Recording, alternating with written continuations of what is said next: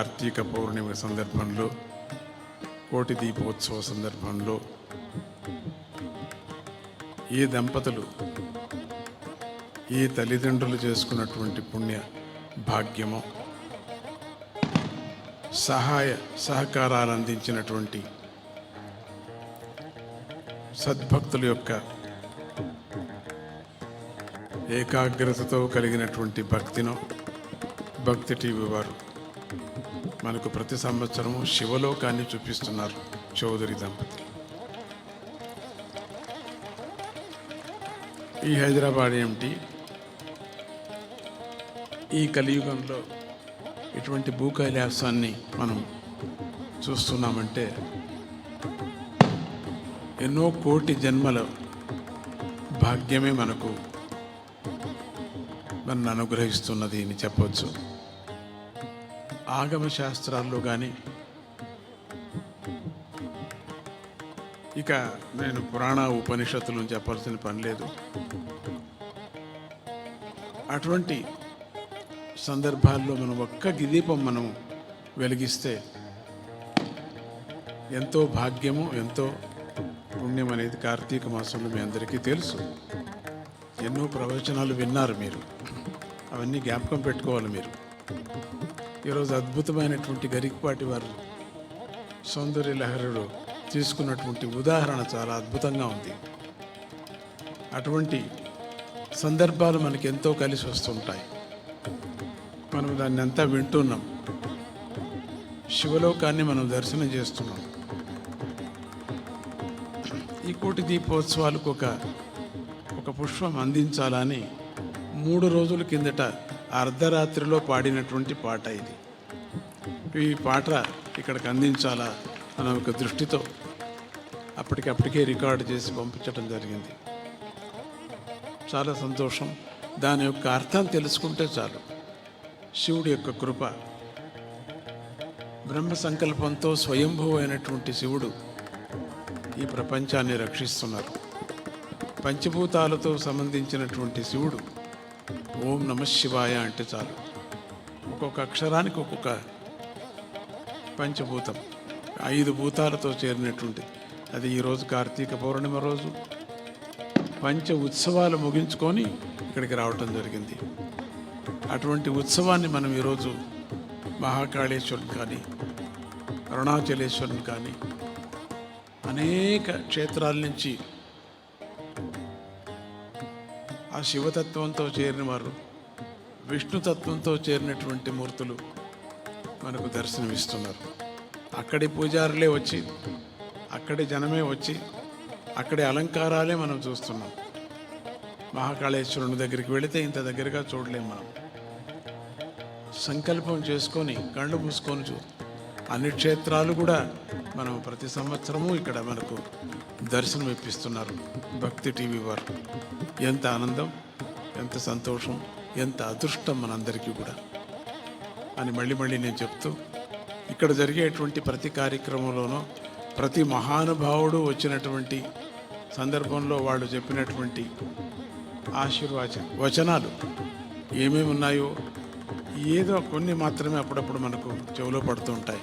రత్నాల్లాగా అవి రాసి ఆ రత్నాలు అది ఏరుకొని పెట్టుకోవాలి. మనం ఆ రత్నాలు ఏరుకొని మన మస్తకంలో పెట్టెలో పెట్టుకున్నప్పుడు మనకు అజ్ఞానం అనేటువంటి చీకటి అనేటువంటి దరిద్రం వచ్చినప్పుడు ఆ రత్నాన్ని ఒక్కొక్కటి ఉపయోగించుకుంటే ఎంతో ఆనందమవుతుంది. వస్తువుని కాదు ఉపయోగించుకునేది, తత్వాన్ని ఉపయోగించుకోండి. వినిపించేటువంటి భాగ్యాన్ని పొందినటువంటి చౌదరి ఫ్యామిలీ దంపతులు, వాళ్ళ అమ్మ చేసుకున్న భాగ్యం, వాళ్ళ అమ్మ కృపతో ఈ కార్యక్రమాన్ని అద్భుతంగా నెరవేరుస్తున్నారు. దీనికి సంబంధించినటువంటి ఎంతోమంది రథానికి అన్ని చక్రాలు అన్నీ సరిగా ఉంటేనే ఆ రథం, ఆ కారు చలిస్తుంది. ఒకటి బాగలేకపోయినా కూడా చలించదు. అటువంటి అద్భుతమైనటువంటి రథాన్ని, శివలోకాన్ని తీసుకొచ్చి పెట్టేశారు ఇక్కడ మనకు. ఈ స్టేడియం ఏమిటి, శివలోకంగా మారటం ఏమిటి ఇక్కడ మనకు, ఎంత అదృష్టం మనకు. ఒకప్పుడు మనకు ఈ స్టేడియం అనుకున్నాం, ఈరోజు శివలోకమే దిగి వచ్చింది. ఇటువంటి కార్యక్రమం అన్ని దేశాల్లోనూ అన్ని ఊర్లలోనూ కావాలనేదే నా సంకల్పం. నేను వేడుకుంటున్నాను. ఆధ్యాత్మిక కర్మను ఆచరణ చేయాలి. మనం కర్మ ఆచరణతోనే జ్ఞానం కలుగుతుంది.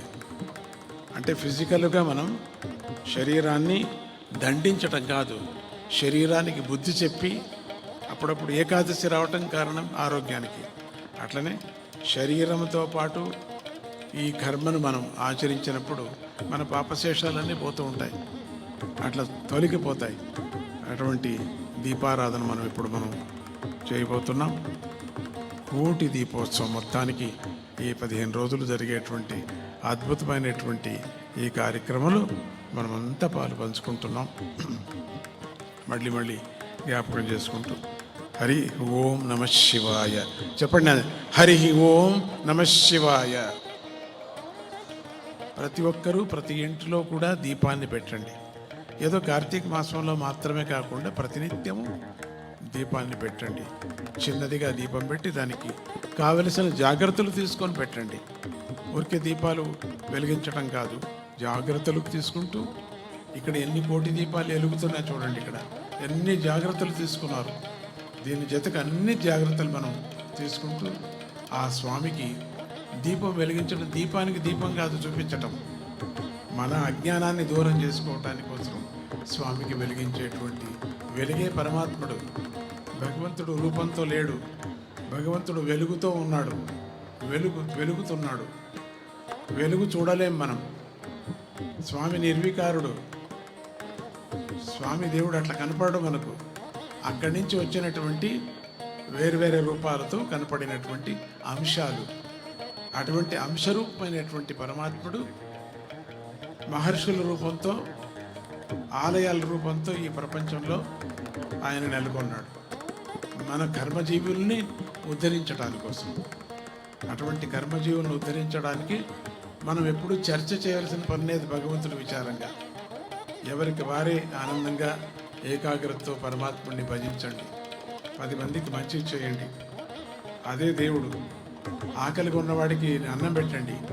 దేవుడు అంతగా భోంచేస్తున్నాడు అనుకోండి, అన్ని చోట్ల దేవుడు ఉన్నాడు అనటానికి నరసింహ అవతారమే కారణం. మనకు రాతిలో ఉన్నాడు, నీళ్ళలో ఉన్నాడు, అగ్నిలో ఉన్నాడు అనటానికి అదే సాక్ష్యం. అటువంటి స్వామిని అన్ని రూపాలతో మనం చూస్తున్నాం. సంప్రదాయాలను మర్చిపోకుండా మన పెద్దలు ఏది గీచిపెట్టారో దాన్ని అనుసరిస్తూ, ఊరికి చర్చలో పాల్గొని మనస్సు జడుపుకోకుండా ఎవరికి వాళ్ళే ఏకాగ్రతతో పరమాత్ముని భజించండి, మీ అందరికీ మంచిదవుతుంది అని అంటూ అత్యంత సులభమైనటువంటి మార్గాన్ని మనం ఎంచుకుంటూ భగవంతుడి దగ్గర చేరటానికి మనం ప్రయత్నం చేస్తాం. ఇదో ఇప్పుడు చీకటిని పారదోరదాం. చీకటి పరిగెత్తిపోతే మనకు జ్ఞానమే కదా మిగిలేది. అటువంటి జ్ఞానాన్ని మనమంతా సందర్శిస్తాం. జై గురుదత్త, శ్రీ గురుదత్త. హరి ఓం నమ శివాయ. గట్టిగా చెప్పండి. నమ శివాయ. అనుగ్రహ భాషణ పూర్వక ఆశీస్సులు అందించినటువంటి శ్రీ గణపతి సచ్చిదానంద స్వామీజీ వారికి నమస్సులు తెలియజేసుకుంటున్నాం.